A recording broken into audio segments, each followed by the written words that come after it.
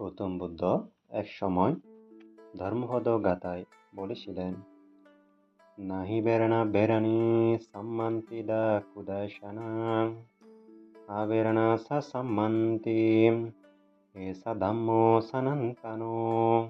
অর্থাৎ জগতে শত্রুতার দ্বারা কখনো শত্রুতার উপশম হয় না, মিত্রতার দ্বারাই শত্রুতার উপশম হয়।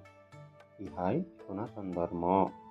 আরো এক গাথায় বলেছিলেন, পারেশানা বিজানান্তি মায়ামেত্তায়ামামাসে ইয়ে সাদাত্তা বিজানান্তি তাতো সম্মান্তি মেদাগা। এর অর্থ হলো, আমরা এখানে কলহে নষ্ট হইতেছি, অর্থাৎ অনুক্ষণ মৃত্যুর দিকে যাইতেছি। কলহ প্রিয় লোকেরা ইহা বুঝে না। যাহারা ইহা উপলব্ধি করে তাহাদের কলহ প্রশমিত হয়।